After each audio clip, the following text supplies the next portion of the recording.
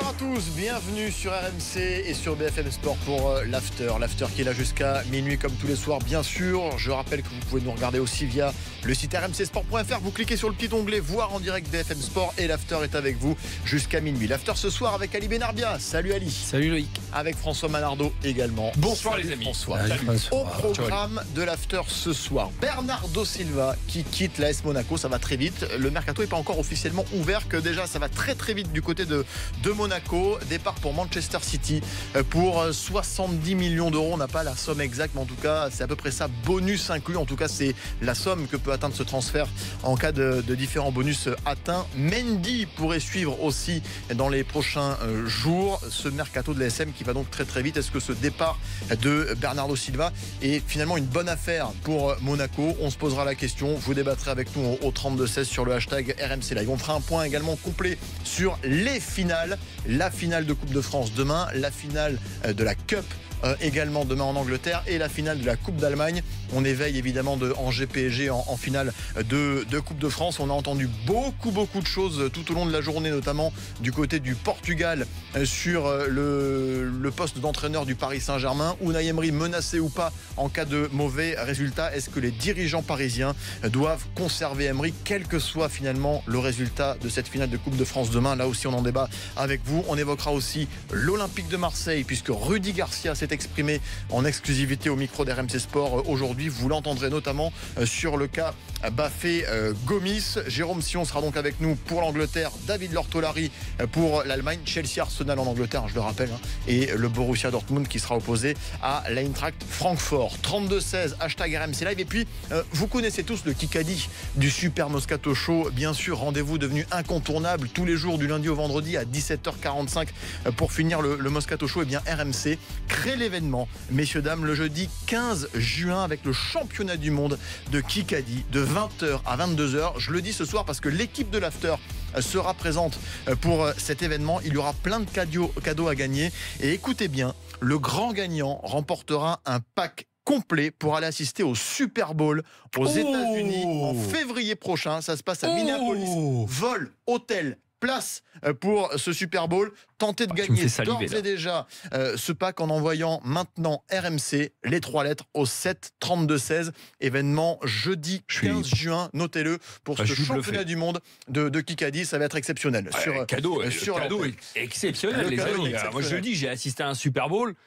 Vous verrez, c'est pas que ça vaut le coup. Vous verrez pas un autre événement sportif. Il n'y a pas d'équivalent. Dans votre vie, il y a même une finale de Coupe du Monde, il n'y a pas d'équivalent. Non, ça je vous le dis. J'ai fait Coupe du Monde aussi, donc je peux comparer. Si vous nous rejoignez à l'instant, ce résultat de rugby très important. Première demi-finale de Top 14 qui opposait La Rochelle à Toulon. Et ce sont les Toulonnais qui sont qualifiés pour la finale. Victoire 18-15 sur ce dernier drop signé Bello dans les toutes dernières secondes du match. On pensait à une éventuelle prolongation. Eh bien non. Finalement, les Toulonnais décrochent leur place en finale. Demain, Clermont, Racing 92, ce sera à 18h à suivre en direct là aussi sur RMC. Toute la Dream Team mobilisée depuis Marseille avec l'Intégral Sport délocalisé spécialement là-bas pour ces demi-finales de Top 14. Débutons donc par le mercato de l'AS Monaco qui va à 200 à l'heure dans les deux sens, puisque hier dans l'after on évoquait l'arrivée du prodige belge Youri Tielemans qui s'est engagé pour 5 ans, 25 millions d'euros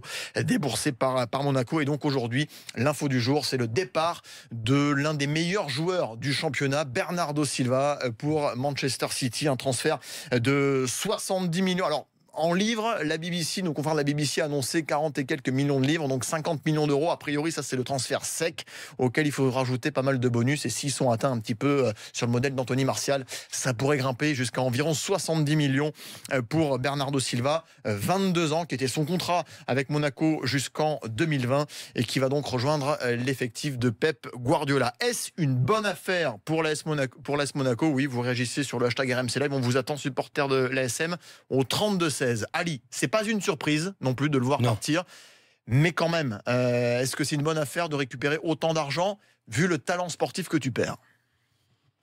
C'est une bonne affaire de toute façon puisque Monaco vend bien, ça c'est une bonne chose. Et il y a d'autres clubs qui devraient essayer de faire la même chose pour permettre d'acheter 2 voire 3 jeunes dans le style de Tielemans à 22, 23 millions d'euros.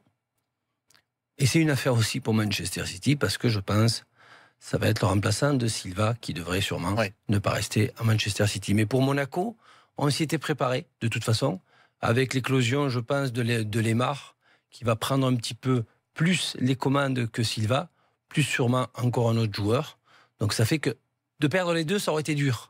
Lemar et Silva. Attends, sont des jeunes. Il n'est pas encore resté. Non, le mercato va pas officiellement commencer. On avait compris dans la stratégie de Monaco que sur certains postes clés, il y aura. C'était prévu. Voilà, il y a un des deux joueurs qui part, un des bonne sortie. Silva. Silva, à Monaco, il avait une bonne sortie. C'était prévu en fin de saison, en cas d'une offre exceptionnelle. L'offre exceptionnelle est arrivée et Monaco l'a prise de suite. Et je pense que l'entourage de Silva aussi, parce qu'il veut franchir un palier. Il ne faut pas l'oublier, il ne s'est toujours pas imposé en équipe nationale de Portugal. Et en allant à Manchester City, je pense qu'il va pouvoir plus facilement s'imposer.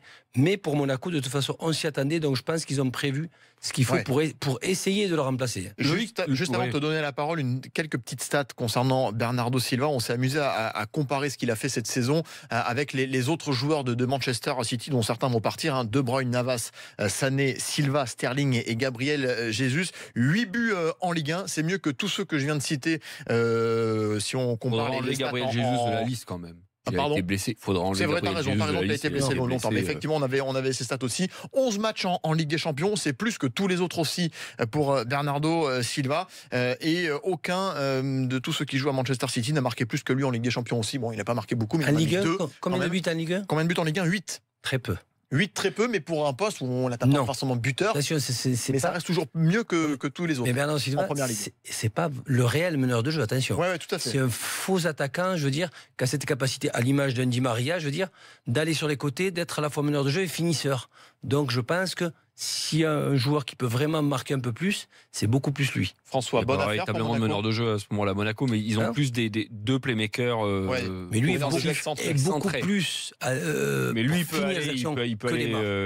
peut aller aussi un petit peu se balader dans l'axe. Oui, non, moi, tu faisais un parallèle, Loïc, entre comme si tu distinguais le talent et l'argent. Mais le talent de Bernardo Silva, ça se paye évidemment très cher. Donc, c'est une excellente affaire pour l'AS Monaco, financièrement, et c'est une excellente affaire sportivement pour Manchester City. Je pense que tout est dit à partir de cette conclusion, cette brillante conclusion qui est la mienne. Voilà. On peut supposer, encore une fois, le mercato n'est pas encore ouvert, on peut supposer que s'il y a même si c'était prévu, des départs aussi rapides, les offres sont arrivées vite, tu l'as dit Ali, le plan de remplacement est déjà activé en coulisses, voire prêt.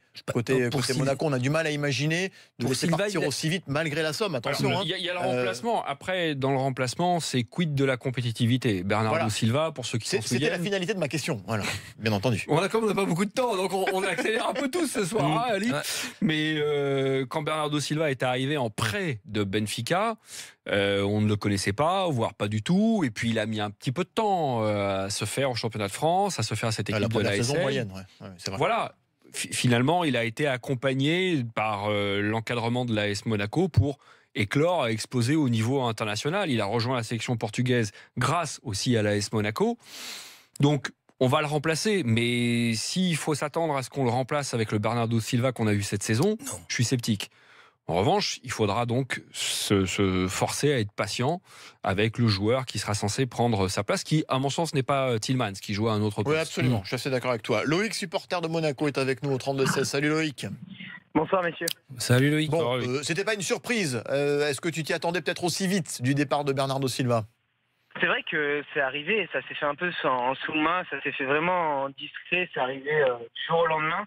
Après, de tous les transferts qu'on attendait plus ou moins à ce mercato, c'est vraiment le transfert qui paraissait le plus prévisible, auquel on s'attendait le plus auprès des groupes de supporters. On sait que Bakayoko partira sûrement et suivra un peu le pas de Bernardo Silva. Après, c'est surtout le club qui surprend, plus ou moins, parce que après Manchester City, c'est un club qu'on a sorti cette année. On sait que Pep Guardiola veut construire un projet, remonter une équipe, a lancé le transfert de plusieurs joueurs. Hier, on l'a vu avec le départ de 4 à 5 joueurs d'un coup. Mais après, l'argent est là, forcément. Là, on sait qu'on va récupérer des grosses sommes d'argent sur les 4 à 5 joueurs qui vont partir à ce mercato.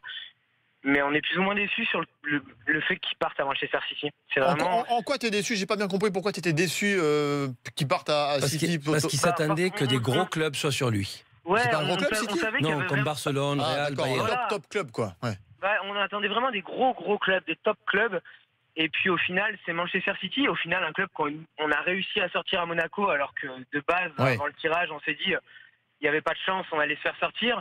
Je peux comprendre que Pep Guardiola construise un projet et que, par contre, sportivement, comme vous l'avez déjà dit, c'est vraiment un énorme atout offensif pour l'effectif mancunien. Bon, après, il y a plusieurs arguments quand même. Il y a l'argument Première Ligue, l'argument Guardiola, l'argument financier également aussi, évidemment. Non, mais surtout, Loïc, c'est que ça fait déjà beaucoup. Hein. C'est pas mal déjà. Quand James Rodriguez est pris, il est international colombien, il fait une super Coupe du Monde. Alors que Bernardo Silva, faut pas l'oublier, il n'est pas titulaire en équipe nationale du Portugal. Non, c'est vrai. Et on le sait, les joueurs qui sont titulaires en équipe nationale, on l'a vu en équipe de France, ceux qui ont joué avec les Bleus, automatiquement leur cote est multipliée, voire triplée. Et le problème de Bernardo Silva, c'est ça.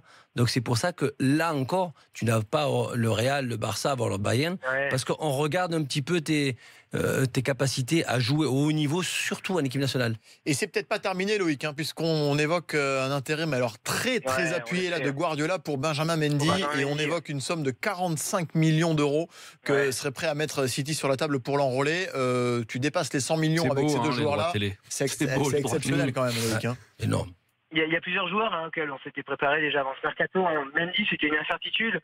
On sait que de la même manière, ce sera soit le départ auquel il faudra s'attendre de Fabinho ou de Bakayoko. Il y a de fortes chances que Bakayoko soit le premier joueur à partir à l'entrejeu.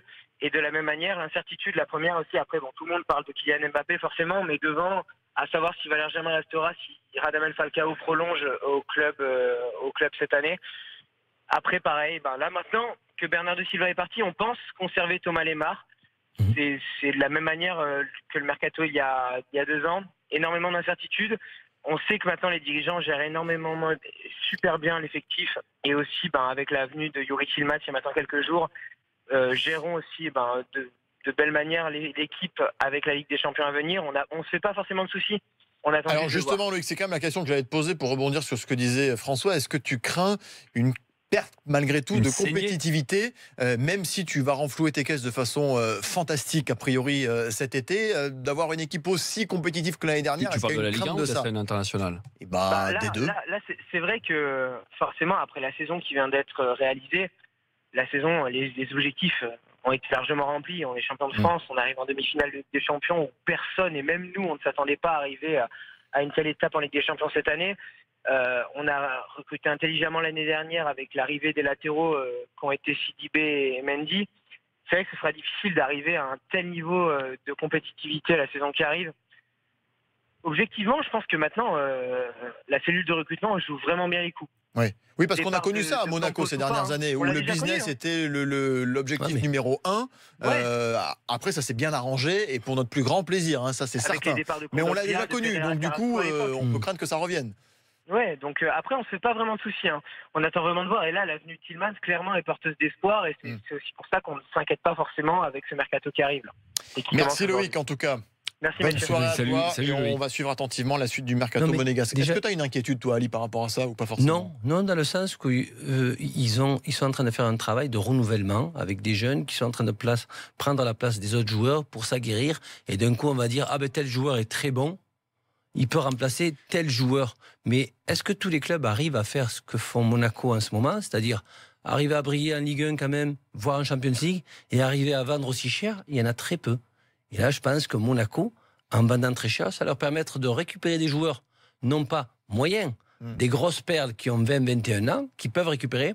Et ces jeunes vont plus venir à cet âge-là à Monaco que dans un autre club où ils vont cirer le banc et pouvoir progresser. Et là encore que tu vas revendre encore plus cher, mais dont tu vas t'en servir au maximum. Par rapport à ce que tu dis, Ali, je pense que Monaco aussi a profité de circonstances exceptionnelles entre la qualité du recrutement et l'explosion monégasque sur la scène internationale avec une demi-finale de Ligue des Champions qui a permis à ses actifs, certains joueurs parmi ses actifs, d'avoir une... ils nous auraient pas doublé ou triplé, mais ils n'auraient pas multiplié la valeur des joueurs dans un temps très court.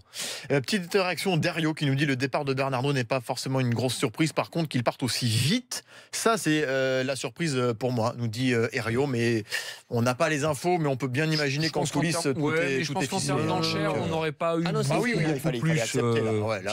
C'est fait. De toute façon, City, il faut juste maintenant avoir les noms de ceux qui vont arriver pour compenser ces départs-là. Mais on les aura dans Dans quelques semaines, évidemment. Dans quelques instants, on va faire le point complet sur la finale de la Coupe de France, demain, entre le SCO d'Angers et le Paris Saint-Germain. Vous allez entendre Unai Emery, vous allez entendre Stéphane Moulin également. Les dirigeants parisiens doivent-ils conserver le coach parisien, quoi qu'il arrive demain en finale, même donc en cas de défaite? On évoquera notamment les nombreuses rumeurs. Nos confrères de la presse portugaise se sont enflammés toute la journée autour de discussions a priori. On va dire que ce sont encore des rumeurs parce qu'on n'a rien confirmé de notre côté concernant Jorge Jesus, le portugais coach du Sporting, avec la direction parisienne.